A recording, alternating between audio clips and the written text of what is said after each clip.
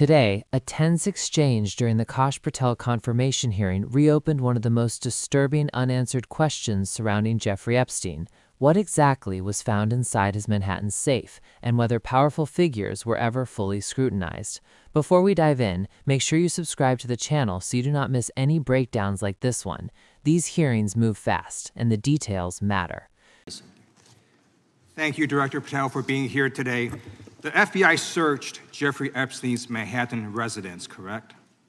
I believe that happened in 2018. I think there was 2 locations, sir. It's 2019, and in that residence, the FBI found a safe, correct?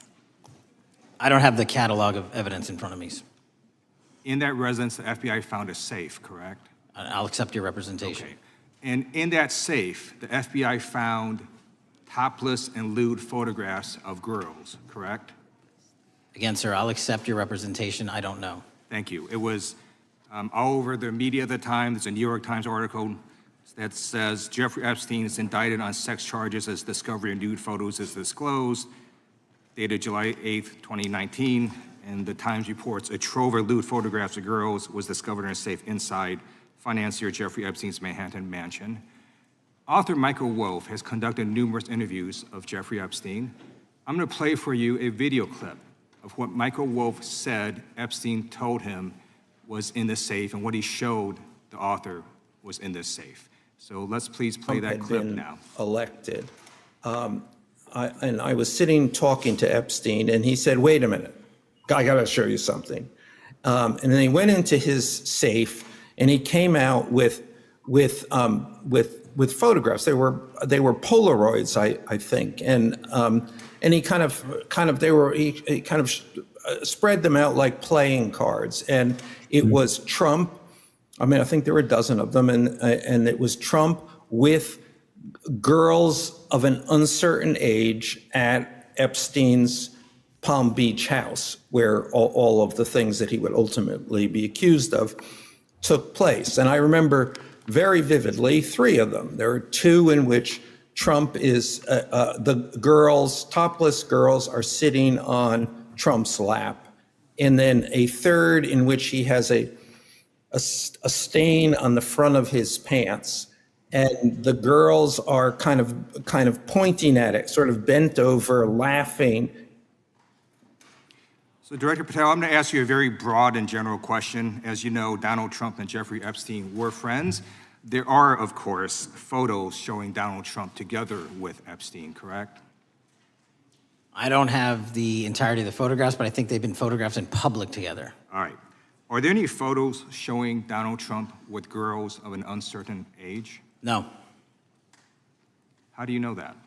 Because that information would have been brought to light by multiple administrations and FBI investigators over the course of the last 20 years. Well, you know what? That's just not true, because no one knew about the creepy birthday message that Donald Trump wrote to Jeffrey Epstein until the Wall Street Journal disclosed it, and then all of a sudden, the Epstein estate provides it to Congress. Well, so certainly, you weren't there at the search.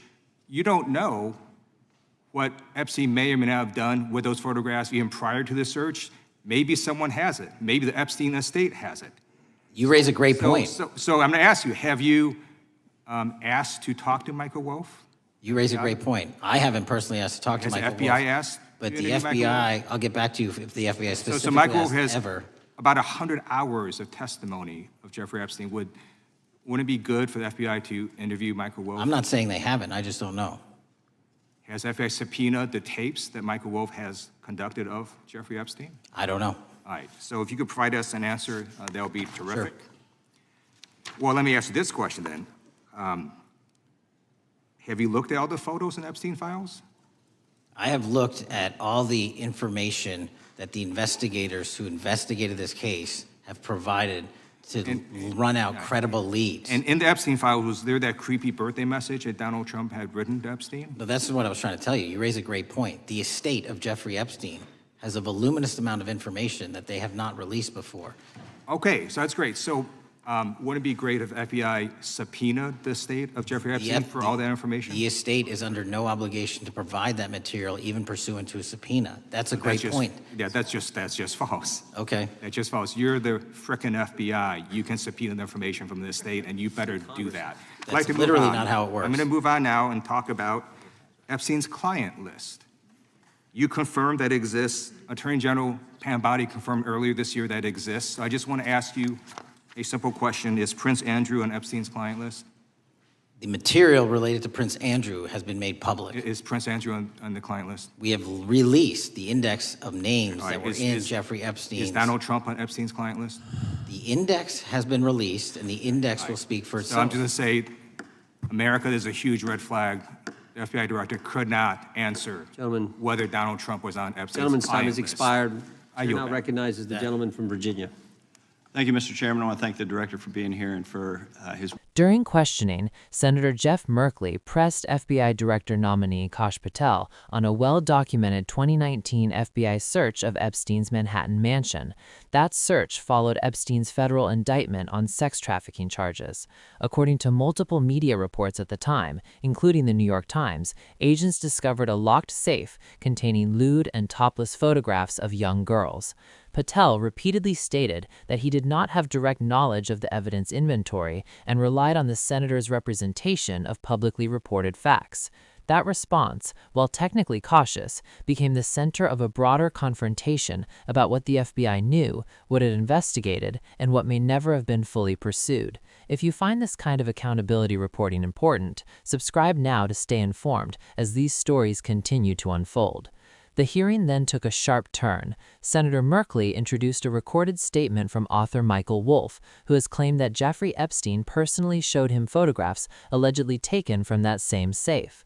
Wolff described Polaroids depicting Donald Trump with young girls at Epstein's Palm Beach residence, including images he characterized as inappropriate and disturbing.